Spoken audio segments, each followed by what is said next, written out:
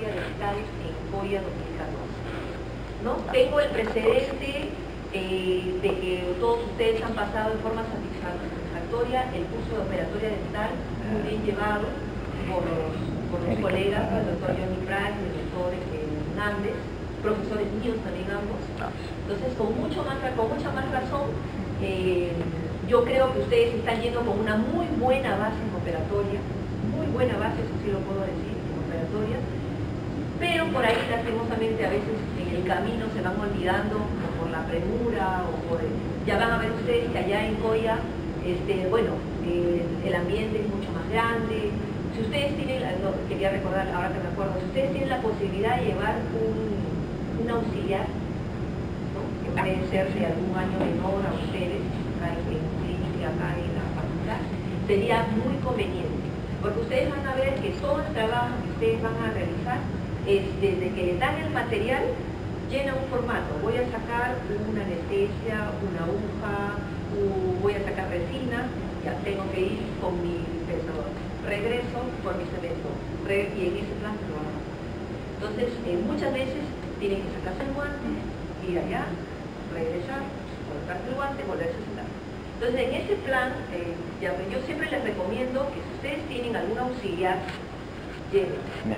El auxiliar de años menores va a mirar todo el tratamiento, va a mirar el manejo, y es el que lo van a tener caminando, vaya a traer el material, ¿no? Porque para la hojita de material, ustedes marcan, tiene que, después vas a tu docente, para que el docente te lo firme, con tu recibo de pago, regresas, para que te lo dé la señora del material, regresas donde está.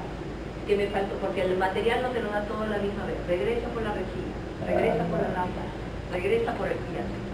Entonces, sí, es conveniente, ustedes van a ver, ¿no? Ahorita, ustedes en operatoria se sentaban y tenían su auxiliar al costado. Entonces, trabajaban 4 manos. Tenían su auxiliar al costado y todo alrededor, ponían todas sus cosas ahí en el. Y también se da que en Coya muchos de los jóvenes, en el último año, por ejemplo, he visto que ya han estado llevando sus lámparas LED, ¿no? Individuales, o algunos sus eventos base, individuales propios, ¿no?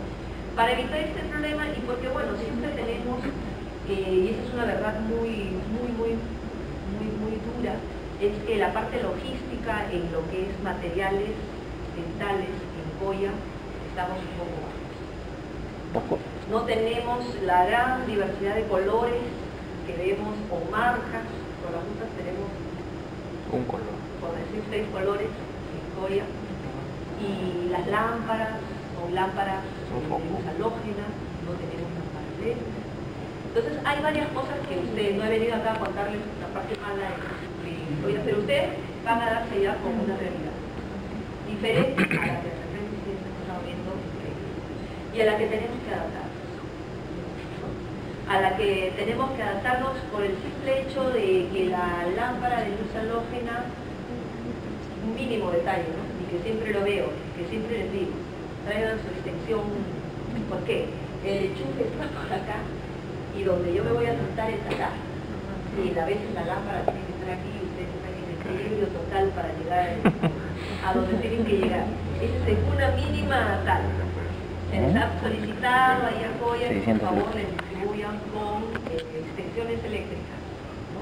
Para que ustedes puedan siquiera jalar el carrito y tener la lámpara al costado donde la deben tener. Es un mínimo detalle. Y ustedes se van, pero es un mínimo detalle, pero es muy importante, porque se han caído lámparas, ¿no? Y además es sumamente, no sé, difícil trabajar y toda la otra lámpara para acá y si en operatorio no son procesos. Entonces, hay mínimos detalles que ustedes van a ir dando cuenta.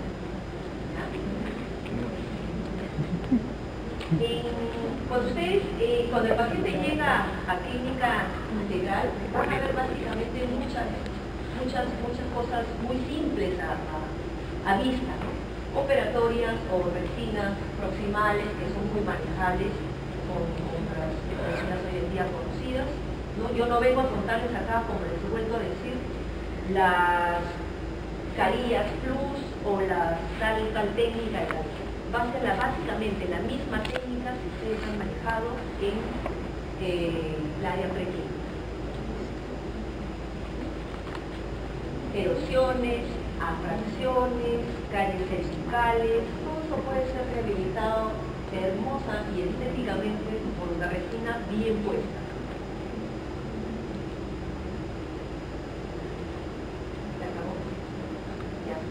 También vienen amalgamas, básicamente que el paciente dice, quiero cambiar esta amalgama, porque ya no quiero usar. O sea, ya no me gusta, ahora hay mucha demanda así hoy en día, eso debemos reconocer ya la amalgama ha bajado en nivel de masa, ¿no? A pesar de que aunque manejamos un récord académico de cantidad de amalgamas y cantidad de resina, estos últimos 2 o 3 años los docentes estamos siendo bastante más flexibles, porque no hay pacientes que requieran amalgamas. La gran mayoría les solicitan resinas, por los motivos que ustedes ya saben. Entonces el paciente viene a querer cambiarse esto por una resina. Obviamente que no le vas a cambiar solo esto. Y sabe Dios que te encontrarás debajo de esa amalgama. Y mira esto, finalmente va a terminar en un trabajo protésico. Ahora, ¿cómo explicarle al paciente que esa molar que no le dolía, que solamente quería cambiársela porque se le veía mal, va a terminar probablemente en una endodoncia, en un perro, en una corona? ¿Cómo explicarle una vez que has abierto y has retirado todo y te encontraste? ¿No? Entonces, ¿qué hacemos ahí? Ahí viene mucho el trabajo que ustedes tengan y la empatía con el paciente y advertirles antes de abrir algo de esto, es lo que se pueden encontrar. No después de necesita endodoncia. El paciente que te va a decir, ¿qué va a pensar primero? ¿No? Si ustedes están en el consultorio, quiere pasar de vivo conmigo y ahora, si no me dolía, ¿para qué me dice? No? Si no me dolía. ¿No? Van a trabajar entonces amalgamas compuestas, simples, ojo, pulidas. Ojo, pulidas. ¿Han hecho pulidos en operatoria? Es una de las cosas que también en el turno les recalco mucho. Están acostumbrándose a trabajar las operatorias, resinas, amalgamas, el paciente se va y ya nunca van a pulir. Y van a ver todo el problema que tenemos posteriormente. De que yo no les califico una operatoria si no está pulida. Sea amalgama o sea resina. Y básicamente también lo que viene generalmente es cámbiame esta amalgama porque quiero que sea blanquita. ¿No? Ustedes no son pacientes, porque quiero que sea. Bueno, es una amalgama que no tiene mayor problema, no hay, aparentemente hay una recidiva marginal y todo, pero no es pues un problema que ustedes vayan a pensar algo más por más sospechoso. La ficha de operatoria que les he estado hablando es la que vamos a manejar. Es una ficha que van a trabajar por historia clínica, o sea, es una historia clínica, un paciente en el que le van a ir colocando todas las operatorias que vayan haciendo, todas las piezas que van trabajando. La pieza, por ejemplo, 1.6, si tiene un problema de caries dental, si tiene un problema de atracción, de adhesión, si viene por una fractura, etc., ustedes van a poner como diagnóstico. Si viene asintomático o sintomático, si tiene tratamientos previos, muchas veces ha venido y se me ha caído 2 veces o 3 veces la presión. Y se le sigue cayendo. Ahora, no solamente volver a poner, ¿por qué se le está cayendo? ¿Por qué se está desplazando esa obturación? Porque puede haber algún trauma cruzal, etc. Esos son indicados ustedes, ¿no? El grado de profundidad del 1 al 4, el 4º grado ya es un compromiso grupal. En operatoria nos incluye del 1º al 3er grado, de acuerdo a la profundidad del final. El diagnóstico o pronóstico bueno, regular, malo, la extensión de la carie, acá tienen 2 puntos. Extensión de la carie por superficie y extensión de la cavidad operatoria por superficie. Muchas veces tienen la carie a nivel mesial solamente, pero para poder hacer el ingreso, ustedes van a tener que ingresar por el cruzado, porque se va a hacer una amalgama, que tienen que hacer una preparación, una extensión plástica y todo eso. Entonces, estos 2 puntos que tienen bastante problema en llenar esto, son diferentes. ¿Ya? ¿Qué clase de cavidad? Obviamente ya la manejan. Y si utilizamos un material de protección pulpar. Tengo entendido que acá ocurre un pequeño divorcio como operatoria dental. En el uso del hidróxido de calcio, el uso del recubrimiento pulpar directo y directo. Lo vamos a ir viendo a medida, porque sí, si bien hoy en día se trabaja mucho con amalgamas hibridizadas, con todo lo que es materiales muy estéticos, perfecto, en seguridad social, en seguridad pública, y se los digo porque vuelvo a repetirlos, yo trabajo en seguridad social, trabajo para el salud. Ahí te ponen el coltosol, ¿no? Las amalgamas Te ponen siguen siendo el día a día en la salud pública, justamente ontológica o biológica. Entonces, una amalgama tiene que colocarse muchas veces con una buena base, ¿no? Porque, bueno, ya son otros motivos, otras cosas que van a llevar a otras circunstancias, ustedes no tienen nada. Pero sí tienen que al menos aprender a manejar. Ya queden ustedes el criterio clínico que posteriormente, cuando ustedes trabajen donde tengan que trabajar en consulta privada, en seguridad social, en centro médico, algo que ustedes van a tener que aplicar.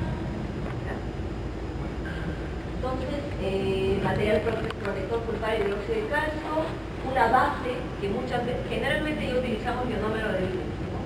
Ya quedó ya los policarboxilatos, los oxidosfatos, ya eso creo que ya ni se los hemos enseñado en materiales dentales. Bueno, pero anteriormente se utilizaba. Y los materiales de obturación que básicamente es la amalgama y la resina fotocurada, que son las que trabajamos en cosas. La parte posterior de esta historia, básicamente ustedes llenan esto, el número de pieza tal, la A de amalgama y la R de resina son llenadas por el docente de acuerdo a cómo va revisando la secuencia a cumplir, el aislamiento, la resistencia, la reposición de carga, y esa hoja evaluamos a cada uno de ustedes. Pero la tapa y la cara y la contracara de la ficha de operatoria que ustedes van a manejar.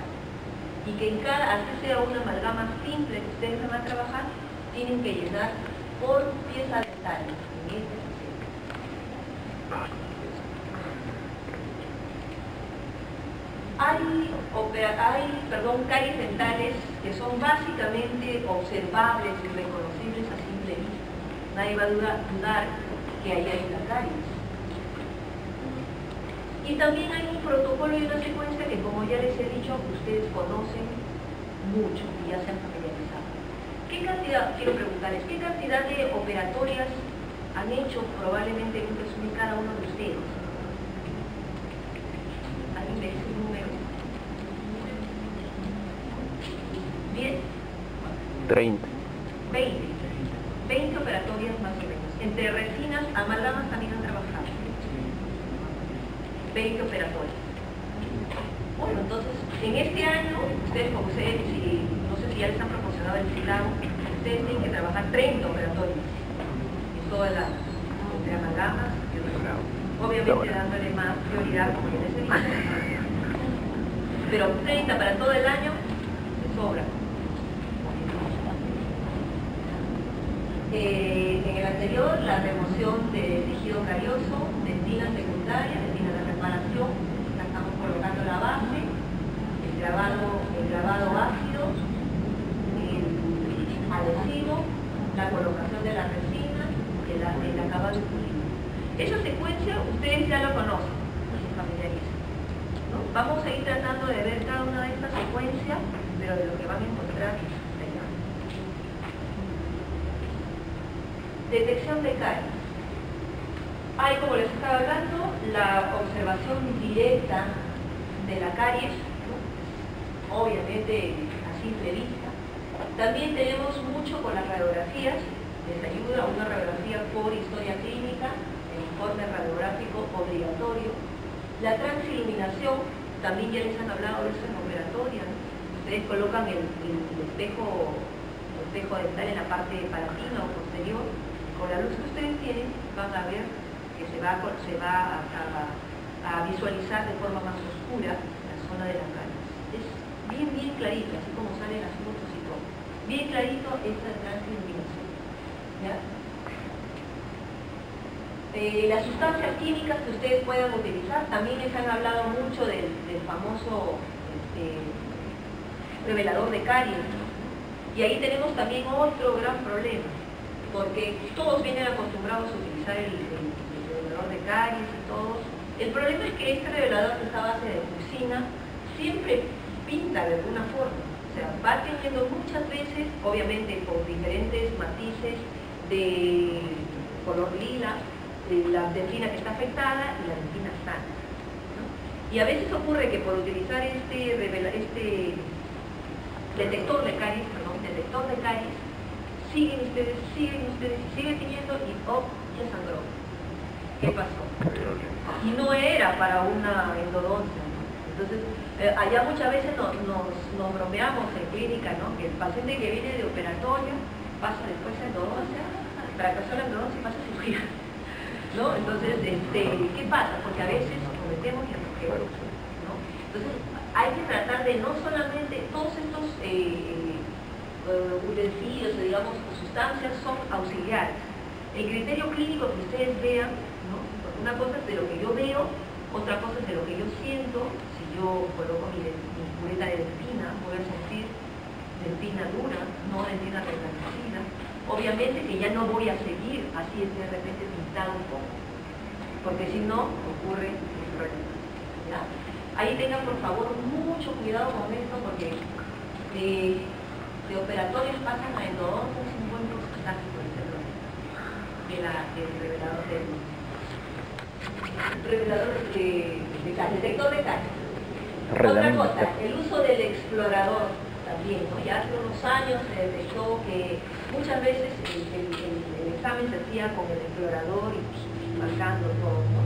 ¿Qué pasaba? Hace bacterias y daña prismas del esmalte, ¿no? Que muchas veces el esmalte no está del todo uniformemente restablecido. Entonces ahí tenemos problemas. Básicamente nuestros auxiliares son las radiografías y bueno, nuestro criterio clínico, ¿ya?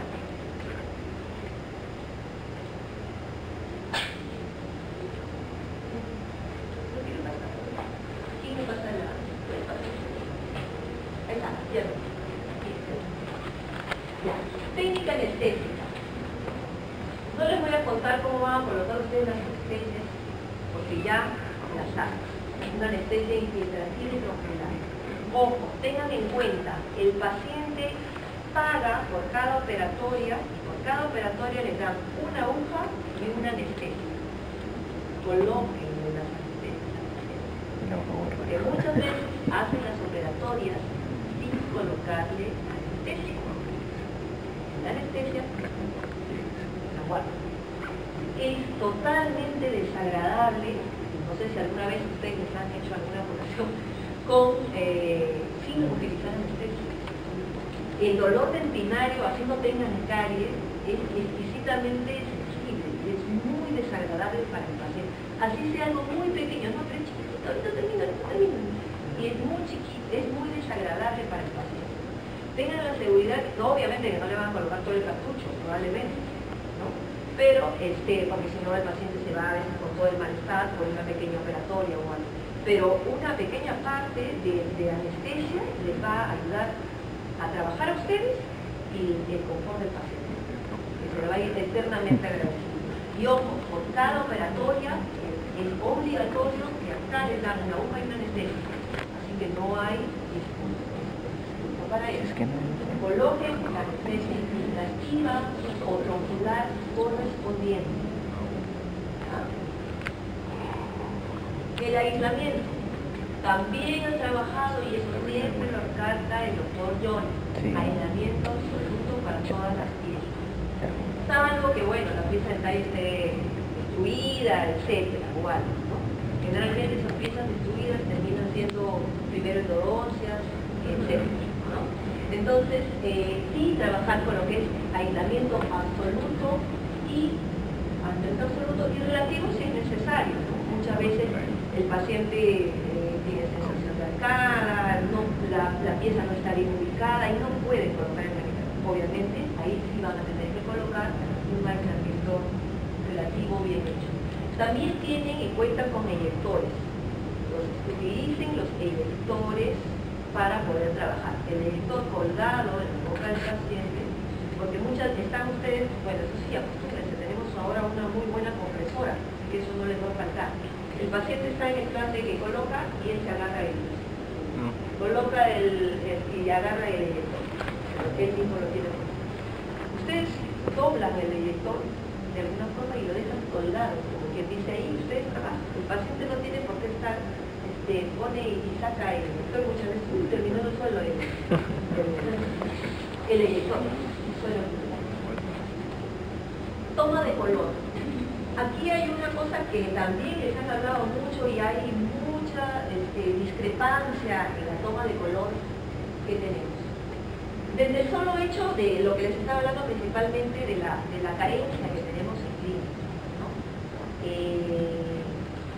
Podemos tener un lindo colorímetro, que no tenemos el colorímetro vista en clínica, que no tenemos. Podemos tener un lindo colorímetro, pero lastimosamente en clínica nuestra realidad es otra. No tenemos una gama de colores. Tenemos muy pocos colores. Trabajamos básicamente con la resina 3MZ100. Es lo máximo que hay. No hay otra más. 200. El año pasado estuvo viniendo una CPH y después no hay otra. No hay más colores. Hay A3, A2 y A1. Son los tres colores principales que hay. Ahora, ojalá que en este tiempo de las vacaciones y todo, con licitaciones y eso, haya entrado otra gama de materiales a nuestra clínica. ¿Ya? Entonces, básicamente,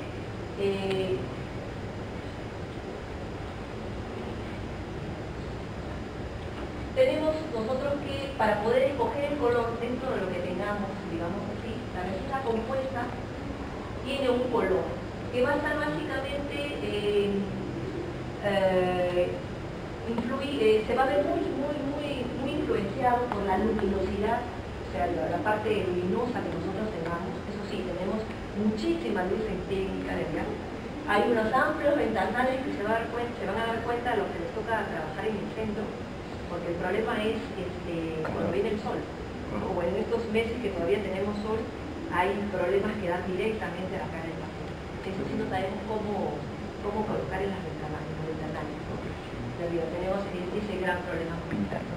Bueno, y que ya también fue solucionado era el problema con las palomas, que también teníamos en que ya creo que ustedes ya saben que trajeron un halcón, ¿no? Los comió. Murió el halcón. Intoxicado. Que vino a trabajar en clínica, o sea, los señores, es una casa, una empresa, que viene el halcón amaestrado con los señores, ¿no? Y el halcón lo sueltan y a todas las palomas. El caso es que ya no hay ni una paloma. El caso es que, pero sí, vino acá y entró aquí. No es una broma, es de verdad, vinieron con su halcón acá. Ya. Entonces, trabajamos mucho, les decía, con la luminosidad y la cromaticidad. Ustedes ya les han hablado de repente en operatoria del brillo, del valor, de la luminosidad, llegan a una conclusión. Mira, todas esas terminologías son muy buenas para todos, ¿no? Yo las he querido reducir, digamos, en tres principales, ¿no? Para no hacernos, como que dicen, muchas bolas, y a la hora de hacer el color sepamos qué es lo que estamos eligiendo y lo que queremos tener. El color, la luz y el croma. Ahorita vamos a decir cada una de esas cosas, pero son fácilmente reconocibles, ¿ya? También hay que considerar que hay colores de retina. Bueno, esto como un plus, porque como ya les he vuelto a decir, no hay mucha gama ya. Si cada uno de ustedes quiere o puede tener su pequeño kit de resinas, bienvenido, ¿ya? Colores translúcidos y colores opacos, de acuerdo a cómo tengamos ¿no? Obviamente la translucidez va a estar más dada a nivel digital, los colores más blancos o más opacos a nivel del cuerpo, y los colores un poco más oscuros a nivel cervical. Porque ustedes ya saben la coloración que tiene cada uno de los tercios, digamos así, de una pieza dental.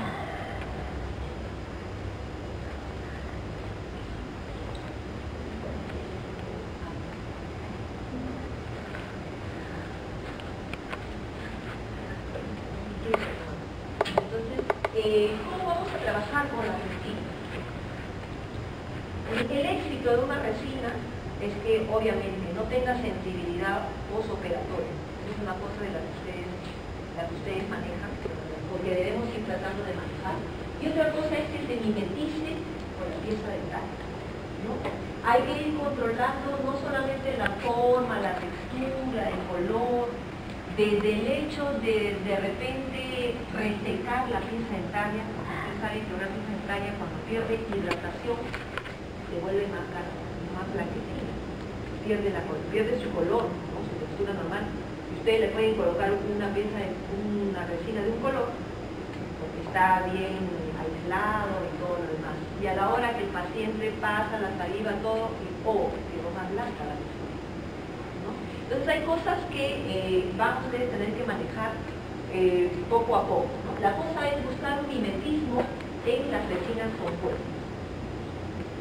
Yo he querido, como les digo, resumir las propiedades ópticas y de color, básicamente tres: el matiz, el croma y el valor, que para mí son bastante importantes a la hora de buscar un color o seleccionar un color para la resina que voy a trabajar. También se tiene que ver la fluorescencia y la opalescencia del color, pero básicamente yo les voy a hablar de estas tres. Las dimensiones del color: en el 2005 se trabajó un árbol del color, un sistema tridimensional que habla de estas tres cosas, de este tipo de piedras. El matiz no viene a ser otra cosa que el color, ¿no? Físicamente se dice que es cómo se refleja la longitud de onda y toda esta cuestión que tiene el ojo humano. Es el nombre del color, si es verde, amarillo, rojo, azul, básicamente. Eso es el matiz, ese es el color, si es rojo, amarillo, azul, verde. Para traducirlo en forma dental, digamos, la escala Vita, que es la que ustedes manejan, ¿no? Tiene 4 matices clásicos. Porque ustedes se han dado cuenta, y eso quiero preguntarles, o sea, ustedes saben muy bien qué significa cada una de las letras que viene en el colorido, ¿no? No son letras A, B, C, D porque están en orden, ¿no? Y eso es lo que ustedes tienen que aprender a manejar y a recordar. La A son los que tienen más marrón, la B los amarillos anaranjados, C los que tienen más gris, y la D, que son los más raros, digamos así, los rojizos. Básicamente nos manejamos con piezas dentarias por resinas A y B. Esos son lo que se traduce, o sea, esta es la definición, digamos, técnica, que es un color y un matiz. Y esa es la definición odontológica. ¿Qué nos interesa a nosotros saber del matiz? Que existe A, B, C y D. Y eso lo vamos a encontrar en cualquier colorido, no solamente el líquido. El croma también se le dice saturación. Quiere decir, es el grado de intensidad del color. ¿Cuánto más color? Cromas más claros es porque le agregamos más blanco, y por lo tanto los colores empalidecen. Y cromas más oscuros porque le agregamos más negro y los colores se oscurecen. ¿Ya? Tenemos el matiz, recordad, el matiz que es el color rojo, amarillo, verde, ¿no? Y el croma que es, si le agregamos más blanco o le agregamos más negro y por lo tanto lo hacemos más claro, ese mismo color, o más oscuro.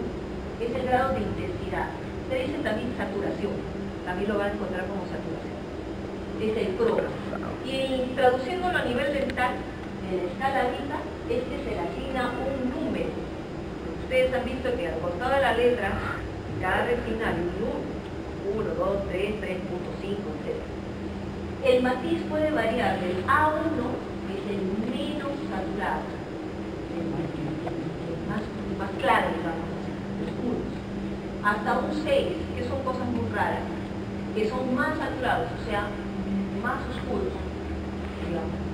Por eso es que, por ejemplo, los A1 son los más claros, ¿no? Luego tenemos los A2, los A3, que son los universales, los A3.5, que son los que más utilizamos para la parte cervical, A3.5, ¿no? Son los más saturados. Estamos subiendo en la parte numérica, que es el croma. El matiz es el color y el número que tienen al costado es el croma. Eso es algo muy simple, pero muchas veces luego nos ponemos tan técnicos en el caso de la 1, de la 2, de la 3, ya no me acuerdo qué cosa era el A y qué cosa era el número que tengo ahí. o como leo un colorido, ¿no? Como leo una jeringa de recién nacido. ¿Ya? Entonces, hasta ahí estamos, el matiz y el croma. Son cosas muy simples y que son las dos letras que van a encontrar en una resina, ¿ya? Para ser más simple. El valor es el brillo, también llamado. El brillo, o sea, es la luminosidad de este color. ¿No? El factor que más influye, obviamente, es la luz. Distinguiéndose colores claros de los oscuros. Otra definición es la cantidad de luz evaluada como color claro o color oscuro representada en el organismo. Entonces, los colores claros tienen un valor alto y los colores oscuros tienen un valor bajo. ¿Ah? Es por eso que las resinas de colores altos, que son las más claras, generalmente se pueden utilizarse post tratamientos de blanqueamientos, ¿no? Porque son los colores más claros. O hay algunos pacientes que te demandan también colores claros. Bueno, obviamente que tú vas a tener que convencer, ustedes van a tener que convencer al paciente de acuerdo al color de su rostro, ¿no? Hay algunos que exigen de alguna forma que sean más blancos, se van a dar cuenta en las prótesis. Hoy en día se ha vendido mucho el esquema de la sonrisa blanca, la sonrisa perfecta. Pero no a todos muchas veces les queda como que dice, ¿no? Va a depender de su tono de piel. Si es una persona de tono de piel blanco, obviamente tú le vas a poder poner colores claros. Pero si es una persona de tez oscura, ¿no? Como la mayoría de nosotros, no podemos optar por colores muy claros. ¿Ya? Entonces, los colores van a tener un valor alto y los oscuros un valor Que brilla de bajo. noche. Esos tres propiedades del color, propiedades óptimas, creo que son, dentro de todos, no las más importantes, pero sí las principales a la hora que ustedes elijan y seleccionen un color. El matiz y el croma, porque son los dos números que ustedes van a tener acá, nuestra resina de excelencia en la clínica, la Z100, es la que vamos a manejar, ¿no? Entonces, en nuestra resina vamos a poder ustedes hacer la A, el matiz y el 3 por el 7 y el croma. El valor más claro o más oscuro.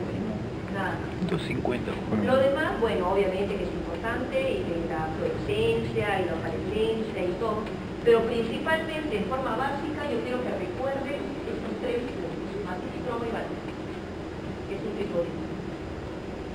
Van a encontrar ustedes en el mercado, para que se manejen un rato, toda la diversidad de colorímetros, de resina, para que te estafen un rito, Erika. y todo lo que quieran, ¿no? Que se las van a manejar evidentemente más allá.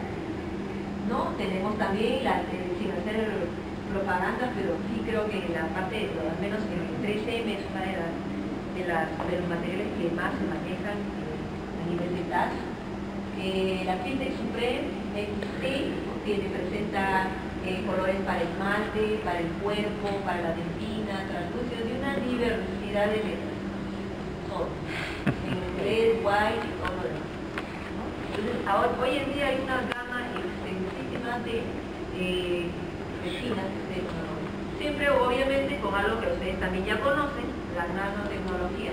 Entre los componentes más pequeños le va a dar mucha más textura, digamos así, a la resina. Eso también lo vamos a ir.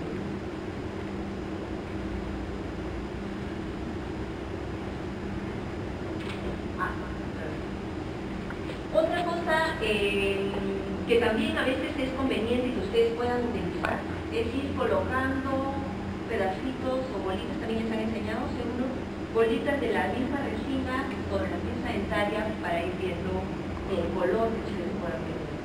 Antes de que incluso coloquen el aislamiento, ¿no? Por la resequedad, porque muchas veces no nos ayuda a ver el labio del paciente, la caída dental, la sonrisa, etc. ¿No? Y luego posteriormente lo retiran y colocan todo nuevamente ya directo para trabajar acá. Los espátulas que ustedes puedan utilizar, también les han dado y les han enseñado eso en operatoria, ¿no? Básicamente muy buenas son estas estos patitos, le digo yo, las colitas del mato. También hay los famosos que son no son pecatecas, se nos va ahorita el nombre, pero cada uno de ellos tiene su numeración y les van a ayudar mucho porque hay algunos que tienen puntas o algo para poder realizar el acabado de cada uno de sus.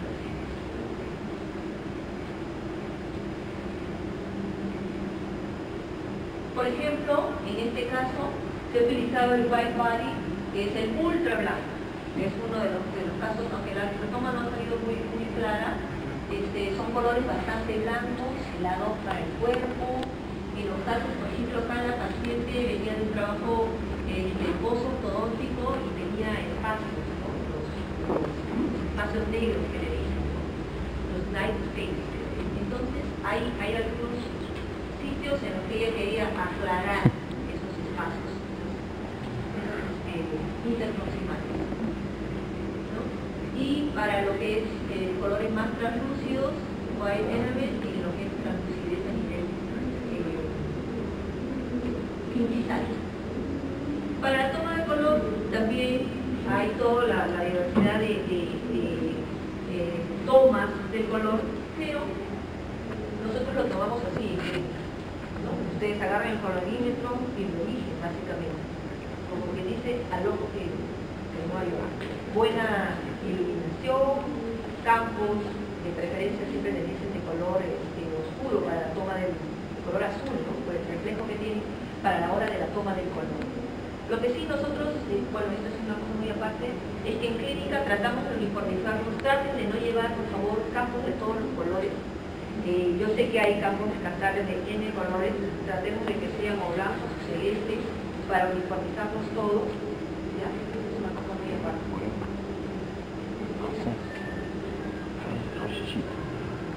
Las preparaciones cavitarias que ustedes van a realizar se van a poder encontrar con ayuda del explorador o con algo, con cavidades que pueden ir proximales y ustedes van a tener que obviamente romper estos puentes, no van a encontrar otra forma de llegar. Preparaciones en las que ustedes van a encontrar niveles de dentina, más dentina, menos dentina, porque ya hay una profundidad, en la que ustedes van a ir removiendo, haciendo la remoción adecuada de esa dentina. Utilicen, por favor, fresas, otra cosa. En este punto quiero darles mucho énfasis. Las fresas que ustedes vayan buscando sus freseros y vayan surtiéndose de fresas. Porque sí, también llega el momento en que en clínica el operador, el paciente se sienta muchas veces para ayudarlos a hacer algo. Sus fresas, decirles 2 o 3 fresas solamente. Y desde el tercer año.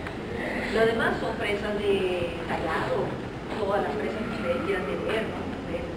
Pero para operatoria necesitamos básicamente fresas redondas, pequeñas, medianas, ¿no? Como trabajamos muchas veces con resina, ya después haremos el diseño con las fresas de fisura, ¿no? Ya no son tan usadas las fresas trombocónicas. Si van a trabajar alguna amalgama, pueden darle algún cierto punto de retención, pero básicamente fresas redondas. Cambien sus fresas.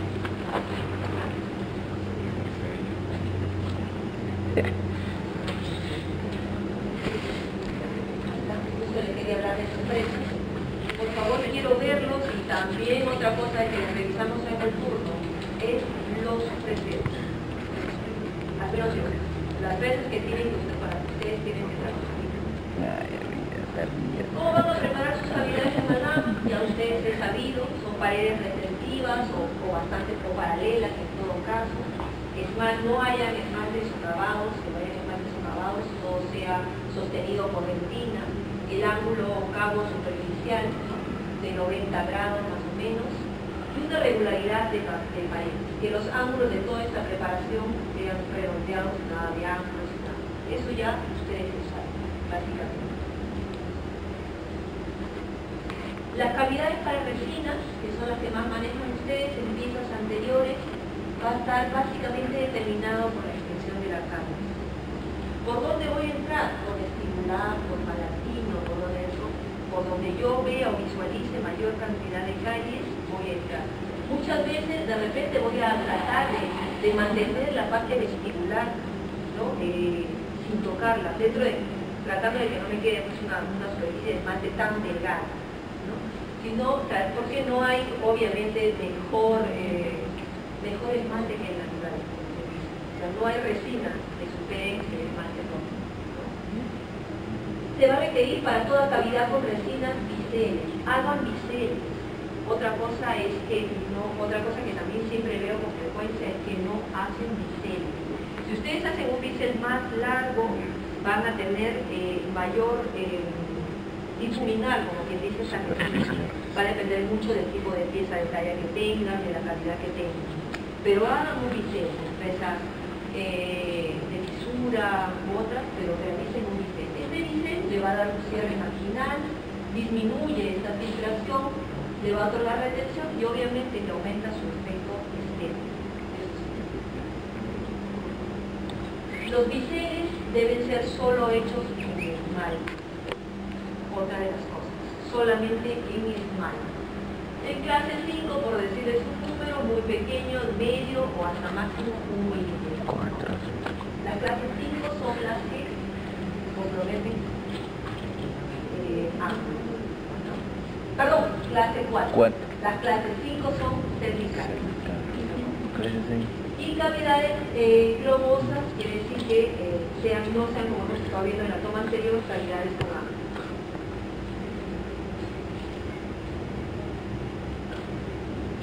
Y en las piezas posteriores, la cavidad oclusal va a comprometer solamente la zona que tiene la extensión de calles.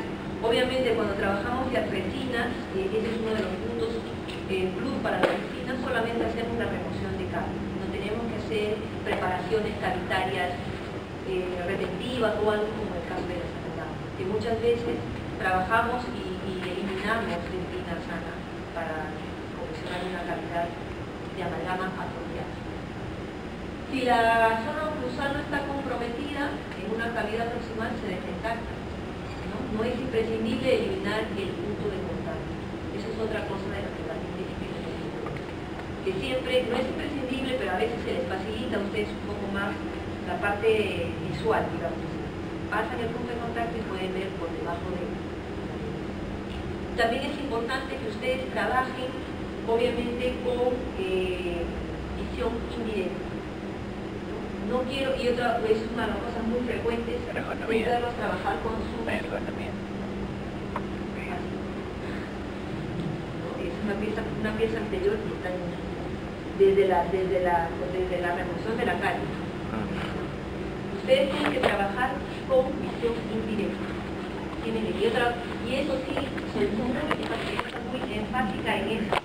Porque aparte del dolor de que están en este plan, el paciente también está viendo todo lo que ustedes hacen, no hacen y algo en los ojos, obviamente que están bien cubiertos y todo. Pero para eso ustedes tienen que trabajar ya con visión indirecta, bien colocados en su sillón. Bueno, ahí tenemos un pequeño problema con los taburetes, pero ya se van a adaptar los más altos o los más pequeños a los respectivos taburetes. De tal forma que ustedes no estén en este plan a la hora de colocar. Tienen que estar bien sentados. Esa es otra cuestión ya de ergonomía, que también sería muy bueno que ustedes lo recuerden un poquito.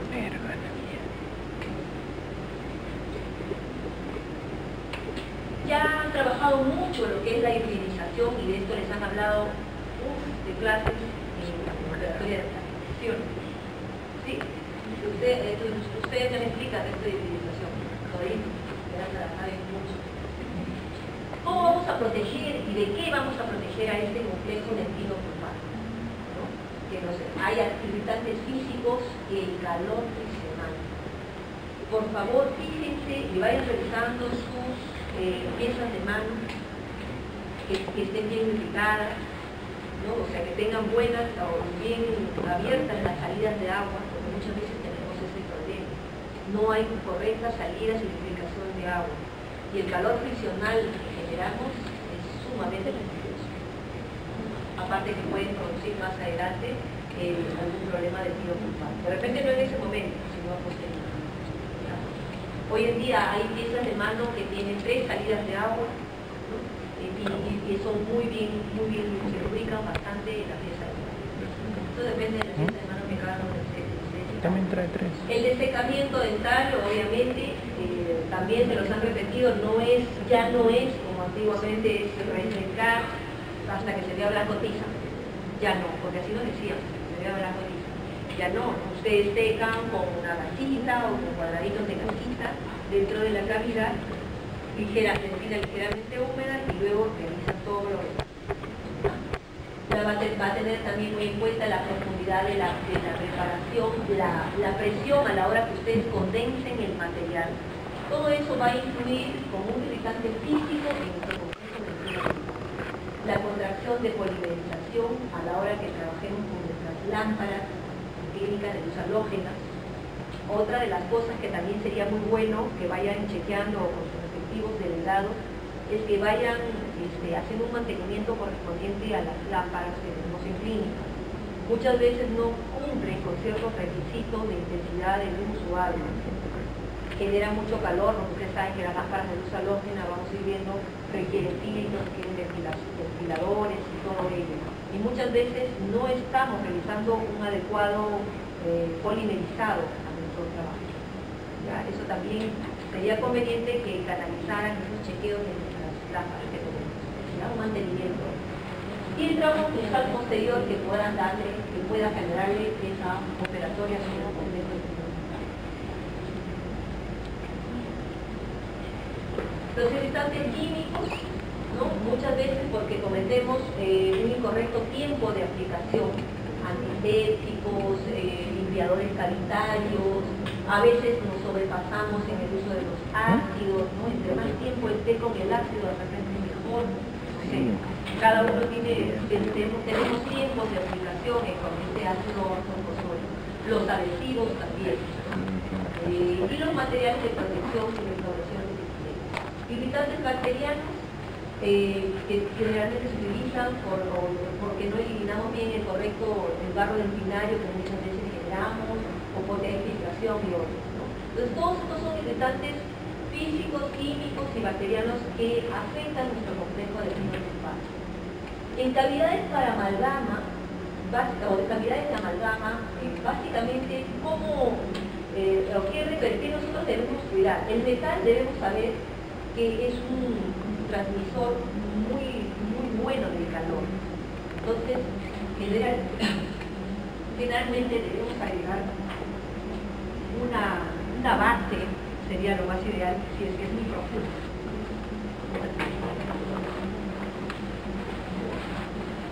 ¿Alguna pregunta?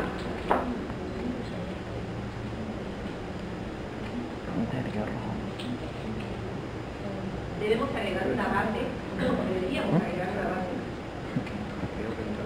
para prevenir también la acción galvánica. Se han hablado también del galvanismo en amalgama, ¿no? Muchas veces el paciente te viene y te dice, paso el tenedor o la cuchara, pero bueno, tú la revisas y tienes todas sus amalgamas pequeñas amalgamas. ¿Qué está sucediendo? Ocurre el problema galvánico. El metal, como quien dice metal con metal, que no ha sido pulido, muchas veces ocurre generalmente. Ustedes pulen esa amalgama, que no necesariamente la tienen que retirar, pulen esa amalgama y se le quita el dolor con el cuchillo, con la cuchara. Porque ocurre esto y es muy frecuente cuando a veces no colocamos, ¿verdad? O cuando no pulimos nuestra amalgama. Previene también la penetración de los iones de mercurio. Ustedes saben, la amalgama es una aleación de mercurio con otros metales y las limaduras de plata. Entonces, si bien hoy en día se están, como que digo, ya dejando de usar paulatinamente, y probablemente a cada unos 10 años no se use para nada amalgama, pero hoy en día es la realidad. Entonces, por todo esto es que tenemos que nosotros buscar que proteger una amalgama, si es profunda, con mucha más razón, con una buena base. Para sellar la dentina, ustedes ya conocen, principalmente son son nuestros sistemas adhesivos. También anteriormente y hoy en día se siguen usando los barnices, ¿no? Como el copal y otros. Pero básicamente el sistema adhesivo es el que protege el dentino, el complejo dentino-pulpar a nivel dental. Entonces, con este adhesivo nosotros realizamos aislamientos químicos, sellamos la superficie dentinaria, la barrera antibacterial, todo eso ya ustedes lo saben, reducimos el galvanismo bucal, la filtración maxilar, e inhibe la penetración de iones metálicos, en este caso de mercurio. Inclusive hoy en día hay bastante discrepancia entre el uso de la amalgama y la resina. Muchos dicen, se han reportado algunos tipos de alergia por el uso del mercurio, ¿no? Porque de todas maneras siempre va a disgregarnos de alguna forma yéndose al torrente sanguíneo. Mientras acá en el Perú no haya ninguna restricción, digamos, la amalgama se sigue usando. Es más, hay amalgamas que ustedes me van a preguntar y datan de 40 años y están ahí todavía, cosa que muchas veces con la resina no sucede. Las resinas pueden ser muy estéticas, todo lo que digas, pero ocurren coloraciones, ¿no? Microfracturas, etc. ¿no? Pero hay amalgamas que sí, que como quien dice, se han batido a duelo y siguen y todavía permanecen en boca después de mucho tiempo.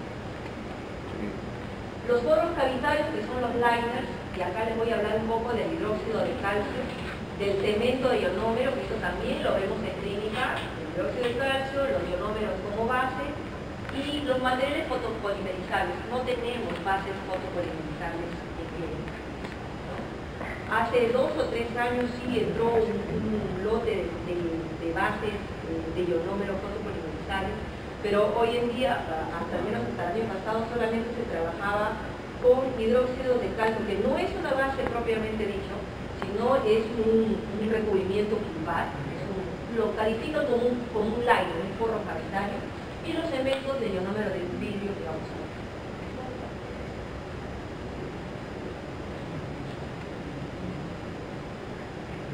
El hidróxido de calcio es el que ustedes comúnmente llaman Vical.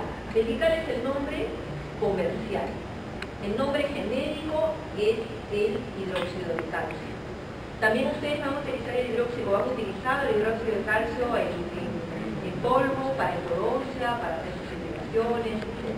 Pero esta presentación es de fase y catalizador. Entonces son dos presentaciones diferentes. El Vical, el calcimol, el calcitol, los nombres comerciales que puedan darle es básicamente el hidróxido de calcio. La literatura nos dice que induce la formación de la dentina reparativa, porque básicamente para eso lo utilizamos. Cuando hacemos la remoción de caries y encontramos una dentina profunda, una dentina reparativa, ¿no? Y seguimos, como quien dice, retirando, inclusive podemos ya encontrar un acceso al cuerno pulpar, con un leve sangrado, ¿no?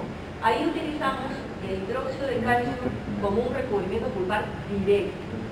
Y si no tenemos un sangrado o un compromiso directo, le llamamos recubrimiento pulpar indirecto. De esas dos formas utilizamos el hidróxido de calcio.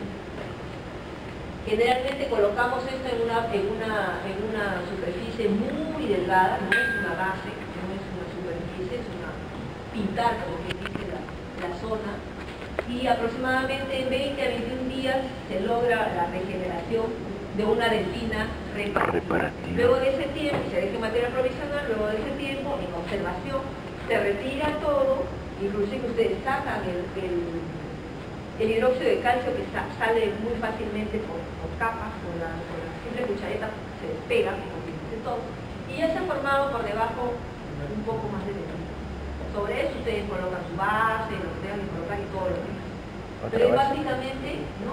Se retira y luego colocamos la base. Entonces la forma de la dentina reparativa.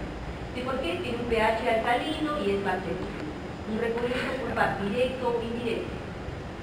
¿Qué pasa? Es un forro cavitario. No es una base porque no se adhiere a la dentina. Si ustedes lo van a colocar con el solamente hecho del explorador o de la pureza, todo el recubrimiento se sale. O sea, a veces cometemos el error de colocar este hidróxido de calcio como base. Te colocas el hidróxido de calcio y de frente la resina, lo tienes que poner.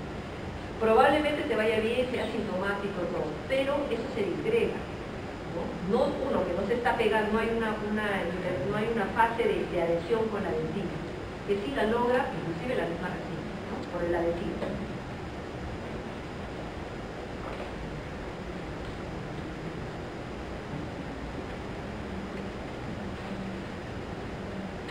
El cemento de ionómero de vidrio.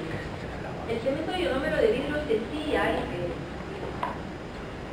este material sí está presente ahorita en la clínica, es el Yorobol, es autocurable, ustedes lo manejan en la proporción de 1:1, polvo líquido, se adhiere al diente, tiene biocompatibilidad, como un ionómero de vidrio, libera fluoruros, tiene baja solubilidad, tiene una serie de características que lo hacen bastante apropiado, ¿no? Y ya desde una buena cantidad de años este material viene entrando por licitación en clínica, que es el que manejamos. El cemento base de ionómero de vidrio. Este cemento pues induce una reparación pulpar, aumenta la rigidez del piso cavitario, ¿no? Sustituye tejido dentario perdido muchas veces. La idea no es tampoco de llenarla de base y un poquito de material restaurador. Es colocar máximo 1 milímetro de base, si la cavidad es muy profunda, para poder reforzar hay ciertas características de refuerzo de las paredes dentinarias, el bloqueo de algunas depresiones o algo para alisar ciertos pisos y otros. El cemento de base de ionómero de vidrio fotopolimerizable no está ahorita, pero también es muy bueno. Es muy bueno. Utilizan ustedes también polvo líquido y es fotocurable.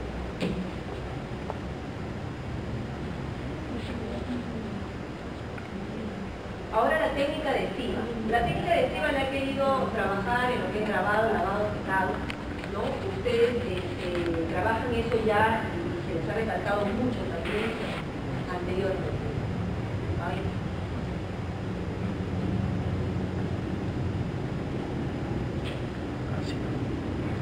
El grabado. Trabajamos con ácido ortofosfórico de 37. Y también se nos ha explicado que ustedes tienen que trabajar primero grabando el esmalte y la técnica.